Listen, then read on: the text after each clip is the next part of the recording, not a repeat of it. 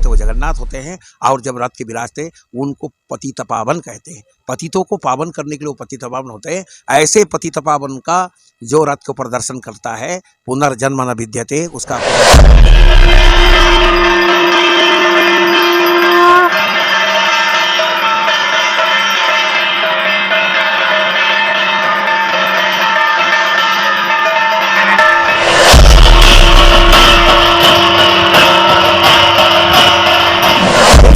मेरे पीछे में भगवान जगन्नाथ की रथ यात्रा निकल रही है। आज से कुछ दिन पहले यानी 20 तारीख को भगवान जगन्नाथ की रथ यात्रा थी, जहां पर भगवान जगन्नाथ अपने भक्तों के बीच में दर्शन देने के लिए आए हुए थे। कल अष्टमी में एक विशेष दर्शन भगवान जगन्नाथ के थे और आज भगवान जगन्नाथ की अंतरा है। आज के बाद एक माह बाद ही भगवान जगन्नाथ दर्शन देंगे। भक्तों के बीच में भगवान जगन्नाथ है, आप देख सकते हैं क्या भक्ति का ज्वार उमड़ा हुआ है। लोग से आए हुए हैं और भगवान जगन्नाथ के दर्शन कर रहे हैं। भक्त पूरे रास्ते भर में हरे राम हरे कृष्ण स्वर से गुंजायमान करते हुए नृत्य करते।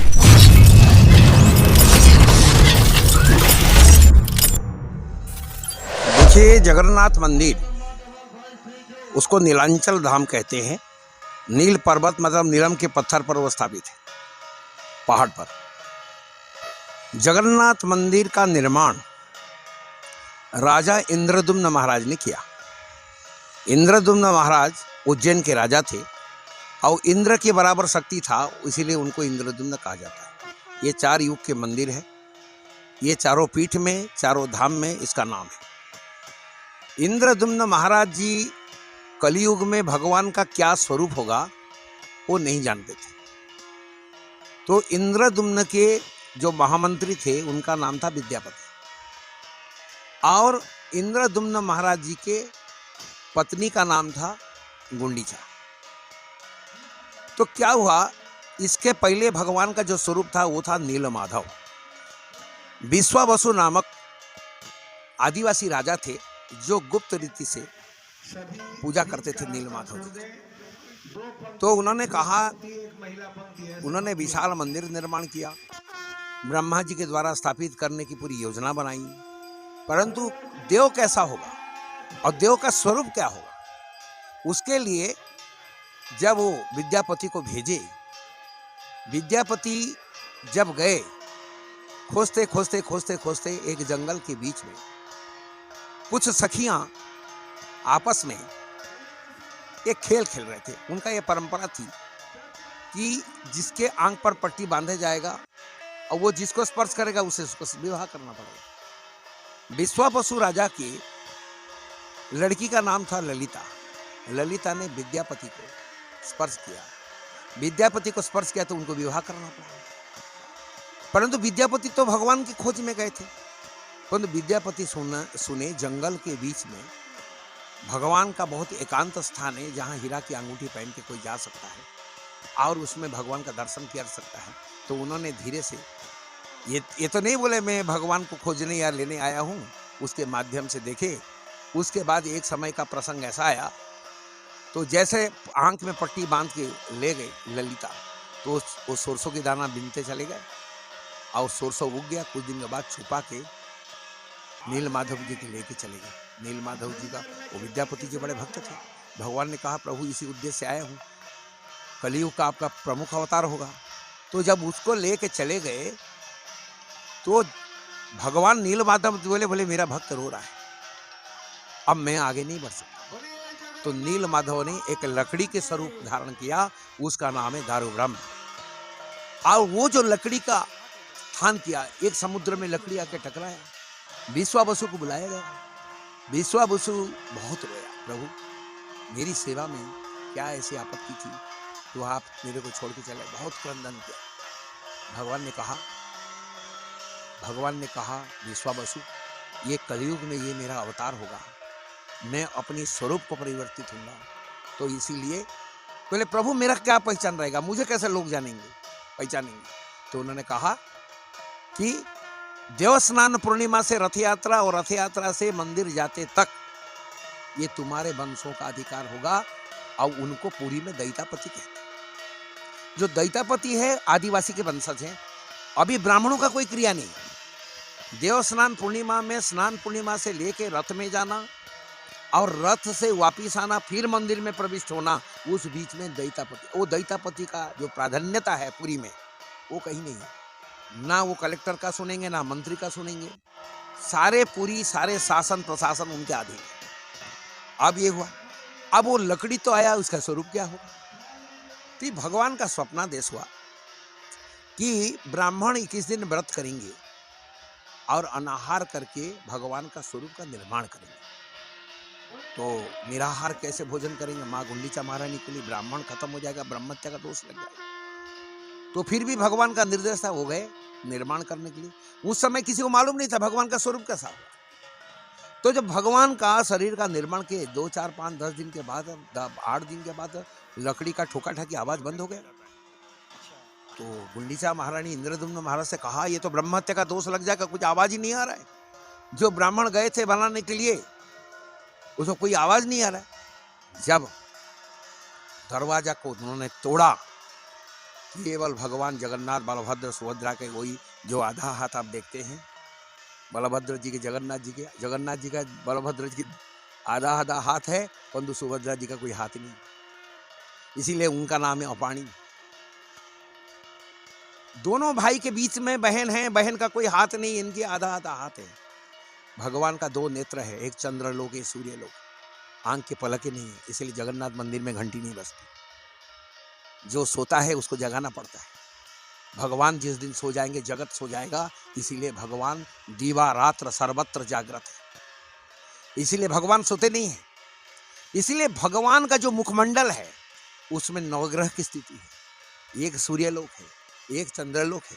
परंतु जो देवी उपासक सबसे विशिष्टता है जगन्नाथ जी का, जो भक्त जिस रूप में गया उसको उसी रूप में भगवान ने दर्शन दिया। जो शाक्त उपासक है वो जगन्नाथ जी को काली के रूप में उपासना करता है, सुभद्रा जी को बगलामुखी के रूप में उपासना करते पीले हैं, और बलभद्र जी को सरस्वती के रूप में उपासना करते हैं। शंकराचार्य जी ने दारू ब्रह्म कहा है, भगवान को विष्णु कहा है, बलभद्र जी को शिव कहा है, भगवती को शक्ति कहा है। ऐसे गुरु नानक देव से लेकर चैतन्य महाप्रभु तो जिसने गया भगवान ने उसी स्वरूप में उसको दर्शन दिया। हाँ, भगवान तुलसीदास जी के तो राम के रूप में। अभी जो रघुवीर वेश कल हुए थे भगवान, वो श्रृंगार अभी पूरी में नहीं होता, लाठीचार्ज हो जाता है, इतने भीड़ होती है, सरकार नहीं संभाल पाती। और व्यवस्था की बात करूं, पूरी में जो प्रशासन है वो प्रशासन किसी मठ मंदिर ट्रस्ट का, शासन प्रशासन का नहीं है, पूरी ट्रस्ट का नहीं, वो जगन्नाथ जी का व्यवस्था है। और जगन्नाथ जी का जो नित्य वाणी होती है, 250 वंशावली जगन्नाथ जी का सेवा करते हैं।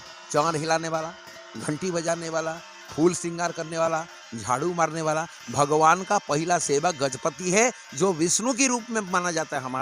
हमारे सनातन में भगवान विष्णु, जगन्नाथ जी तो चलते नहीं, चलता हुआ विष्णु हमारा गजपति होता है। और गजपति का जो सेवा होता है वो जगन्नाथ जी का प्रथम सेवक ही था। अब भगवान को जब कुछ कहना होता है वो गजपति के माध्यम से कहते हैं। तो जगन्नाथ जी ने गुंडीचा महारानी बोली, ये तुम्हारा जन्मभूमि है, आप श्री मंदिर में चले जाओगे तो उनका जो निवास है उसका क्या पहचान रहेगा। तो इसलिए जगन्नाथ जी ने कहा कि देखो, मौसी बनाया उनको, है मौसी, माँ के रूप में, मौसी के रूप में देखा, है मौसी, मैं जो है 9 दिवसीय यात्रा साल में करूंगा, जिसको आड़प मंडप कहते हैं, इसको रत्न मंडप कहते हैं, वो आड़प मंडप कहते हैं। और 9 दिवसीय यात्रा बहन के साथ जाते हैं, जहां भगवान बलभद्र सुभद्रा जी का सकर निर्माण। ये 9 दिवसीय जो उत्सव होता है इसको कहते हैं रथ यात्रा। इसका जो है वैशिष्टता ये है, ये पुरुषोत्तम क्षेत्र है। अब भगवान पुरुषोत्तम क्या है? 15वां अध्याय गीता में कहा, मैं पुरुष भी हूँ और पुरुष से उत्तम भी। जैसे मनुष्य जन्मता है, मरता है, भगवान जगन्नाथ महाप्रभु जब 2 आषाढ़ होता, नवकलेबर होते हैं, उनका शरीर का अग्नि संस्कार होता है, उनका तेरी होता है, उनका नाभि में जो ब्रह्म होता है वो नया जगन्नाथ में ये होता है। फिर उनको स्वप्नादेश होता है, कौन सा दारू ब्रह्म, कौन सा लकड़ी, जो 100 वर्ष नीम वो चंदन हो जाता है, उसमें शंख चक्र गदा कमल का चिन्ह जिस पौधे में होता है स्वप्नादेश के हिसाब से, उसमें जगन्नाथ जी का शरीर बनता है। जहाँ हल लंगल का निशान होता है बलभद्र होते हैं, जहाँ खड़ का निशान होता है वो सुभद्रा जी होते हैं। ऐसे श्री विग्रह का निर्माण होता है। जगन्नाथ जी देखिए देव स्नान किए, उनको बुखार आया। अब बुखार आया, जैसे मनुष्य को बुखार आता है उनको बुखार आता है, वो फिर काढ़ा पीते हैं, फिर मालिश करते हैं, पूरी औषधीय उनका द्रव्य गुण होता है, उनको ग्रह भी लगता है। गर्मी में चंदन क्रीड़ा करते हैं, गर्मी लगता है तो नरेंद्र में, ठंडी लगता है ऊनी वस्त्र का धारण करते। देखेंगे जो हमारा धनु संक्रांति के समय होता है, सुबह एक पाहंती प्रसाद लगता है जो 5 बजे वो भोग लगता है, क्योंकि ठंडी दिन में स्वाभाविक रूप से आदमी को भूख लगता है। जगन्नाथ जी का अंतिम प्रसाद बासी लगता है, 365 दिन लगता है। इस प्रकार की भगवान का जो जितने भी क्रिया है, आप देखिए कितना सुंदर बात है। जगन्नाथ जी बिना बताए लक्ष्मी जी को आ गए हैं, कहाँ? अपने निवास में, जहाँ उनका जन्मभूमि है, वहाँ आ गए हैं। जब जन्मभूमि में वहाँ आ गए हैं तो लक्ष्मी जी को बता के नहीं आए। लक्ष्मी जी रोती है माँ जगदम्बा के पास, जगदम्बा का वहाँ नाम बिमला है, वहाँ रोती है। तो बोले देखो पति को नियंत्रण में करना पड़ता है, तो इसीलिए उन्होंने मोहिनी चूर्ण देते हैं। लक्ष्मी जी आती है, जो हेरा पंचमी का व्रत होता है वो हेरा पंचमी में उन्होंने उनको चूर्ण खिलाते हैं, और चूर्ण खिलाने से जगन्नाथ जी का बुद्धि में मन में परिवर्तन होता है। आज दक्षिण मोड़ लेता है। आज उन्होंने लक्ष्मी जी को वचन दिया कि हम आएंगे, वापिस आने के बाद आज जगन्नाथ जी महाराज द्वादशी में ये दशमी वापिस आ रहे हैं। काल एकादशी पर उनका सोने का श्रृंगार होगा, महाप्रसाद का भोग रथ के ऊपर लगे।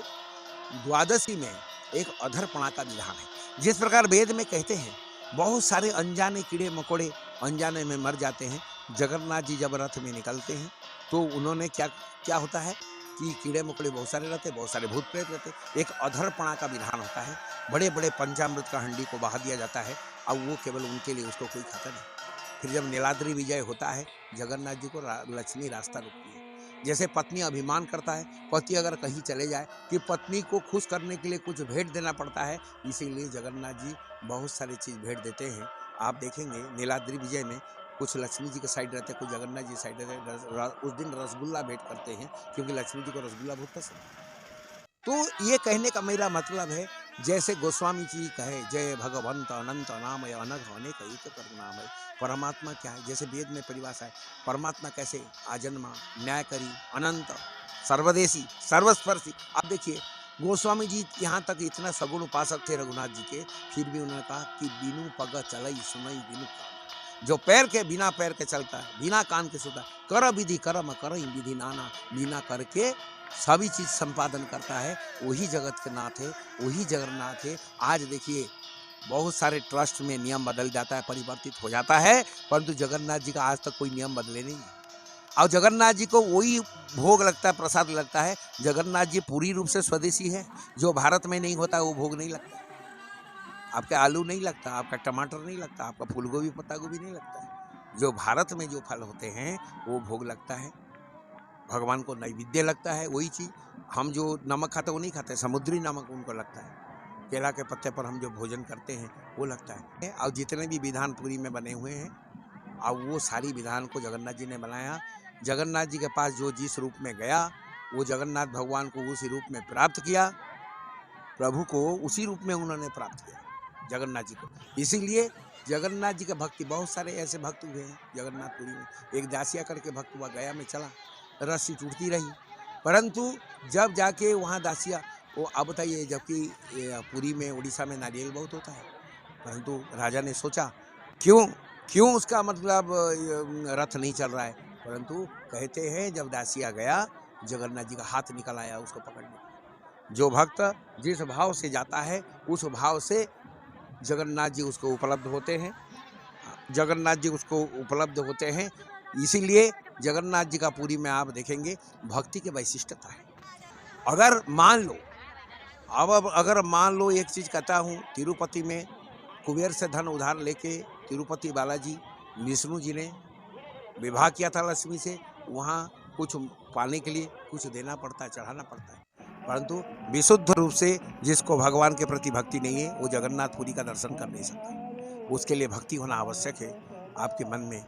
एक ऐसे किंवदंती आता है, एक उद्योगपति गया तो उसने कहा कि भाई तुम जगन्नाथ जी को क्या लगता है? तो बोले जगन्नाथ जी को अन्न का भोग लगता है, अन्न क्षेत्र है। बोले क्या अन्न का चावल का भोग लगता है? जगन्नाथ जी को मैं क्या दे सकता हूँ? जगन्नाथ जी ने पंडित को सपने बोला, बोलो मुझे पान खिला दे। तो बोला जगन्नाथ जी का पान कैसा लगेगा? बोले चाइने में वो चाय पान की पत्ता होता है और उसमें जो कत्था होता है, उस कत्था में हाथी के मस्तक में एक मणि होता है, उसका भस्म होता है, वही हाथी मरवाया। किसी में मणि नहीं निकला, उसका मनोकामना पूरी नहीं हुई। तो फिर उन्होंने कहा कि देखो तुम जाओ कि तुम अन्न का प्रसाद सेवन करो, उसके बाद चले जाओ।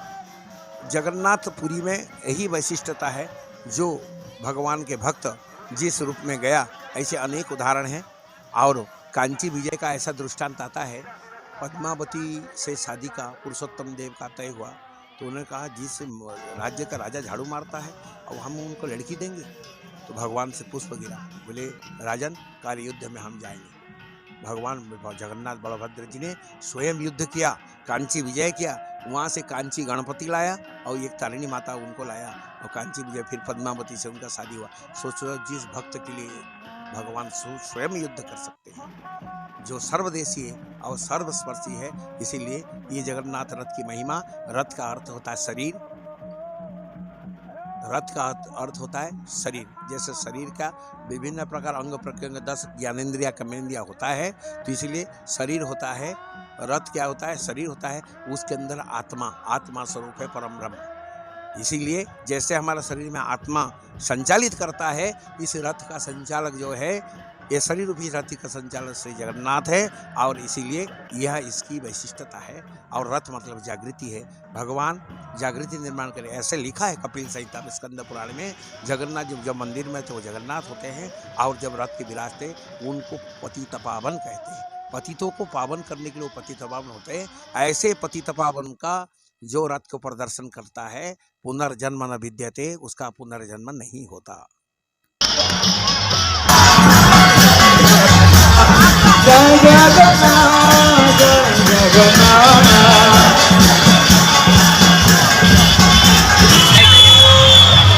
बोलो जगन्नाथ स्वामी की, बोलो बलभद्र स्वामी की, बोलो सुभद्रा माता की। आराम से धीरे धीरे धीरे धीरे धीरे धीरे भाई साहब लोग क्या नहीं करेगा।